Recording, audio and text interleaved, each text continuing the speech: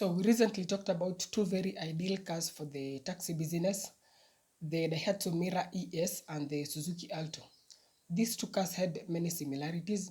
They were both very fuel efficient, affordable to maintain and reliable as well.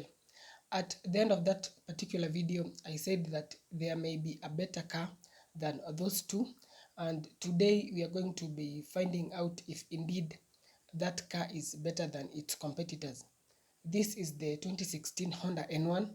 So please stay tuned. Do consider subscribing to the channel for more informative content on cars as well as bikes. And welcome to IKEV Auto Reviews.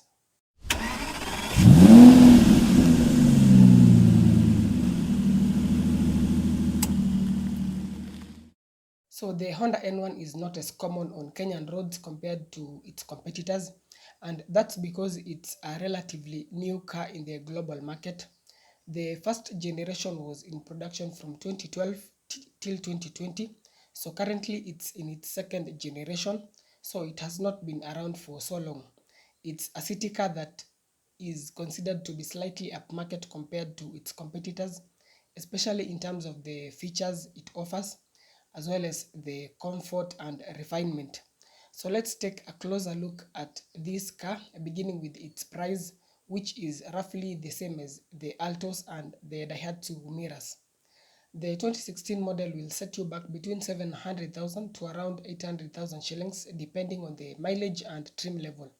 It comes with two engine options, a 660cc 3-cylinder petrol engine that is either naturally aspirated or turbocharged.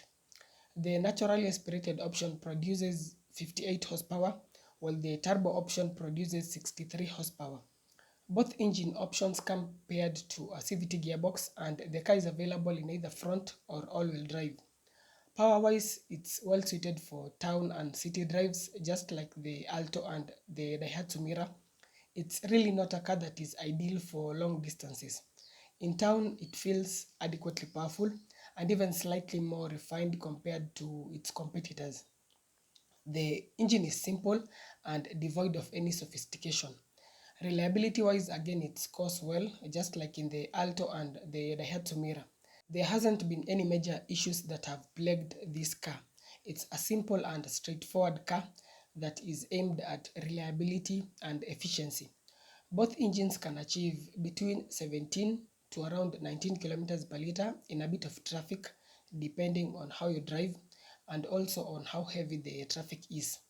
In open roads, the efficiency can improve to between 20 to around 25 kilometers per liter. So it's quite good, but not as the Suzuki Alto or Daihatsu Mira. And this has partly to do with the weight of this car. It's much heavier than the two competitors, as we will see later. This car also has the idling stop technology and eco mode to aid in more fuel savings. The turbocharged variant is just as efficient as the naturally aspirated option. Even if there's a difference, it's almost negligible and will depend on how you drive. In fact, the turbo only adds about 5 horsepower, so the difference in terms of fuel consumption is not that much. But you really don't need a turbocharged car for city drives.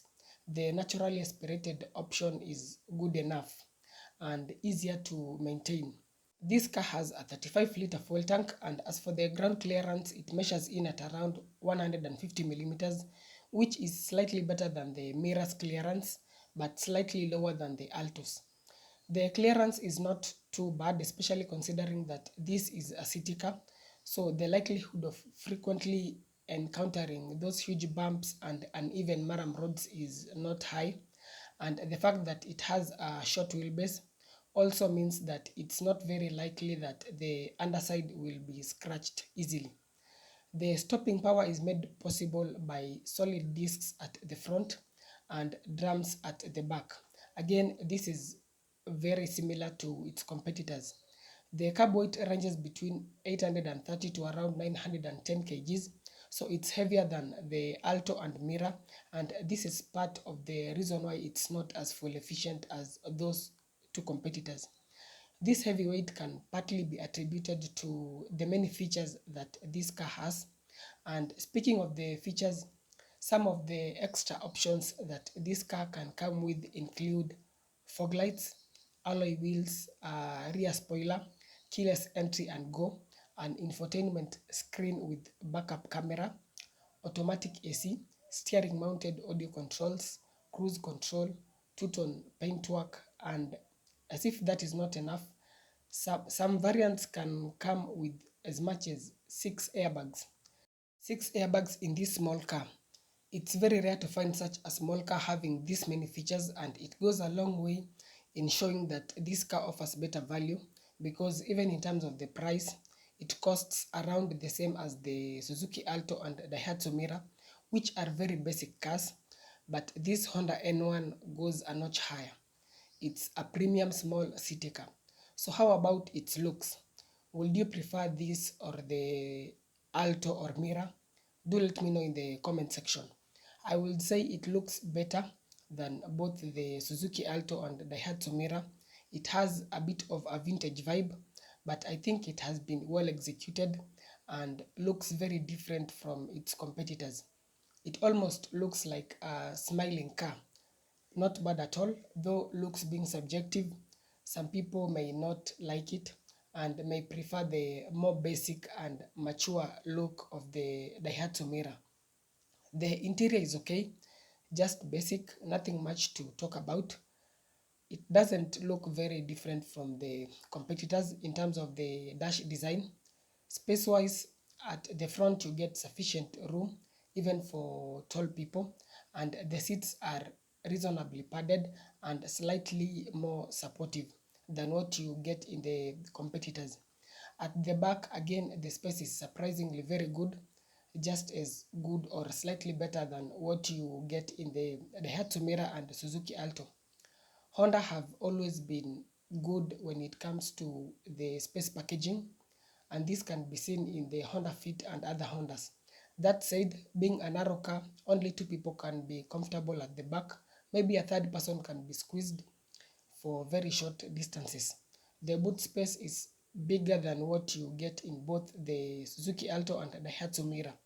A small suitcase can fit back there, plus a few other smaller items. So generally, it's almost the same size as its competitors, but interior-wise, it's slightly more spacious.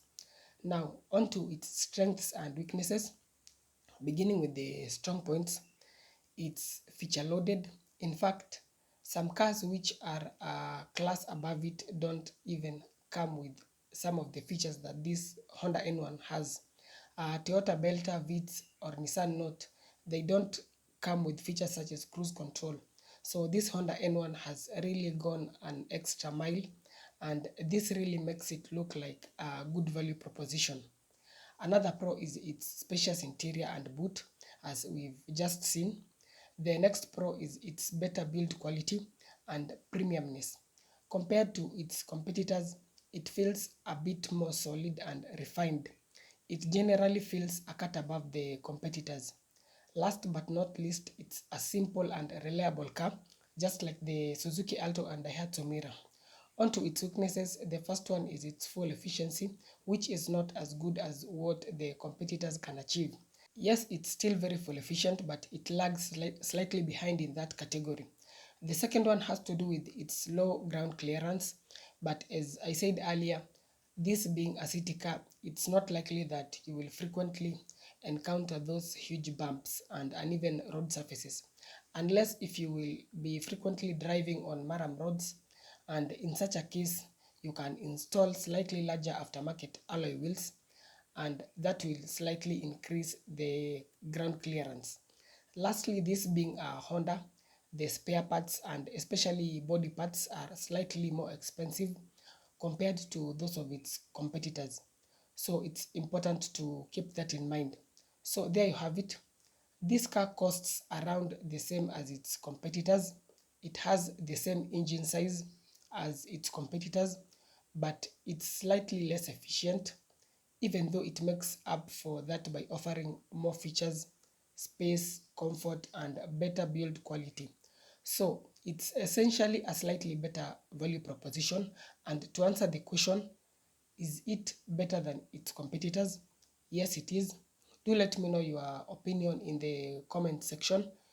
Which one would you prefer between this, the Suzuki Alto or Daihatsu Mira?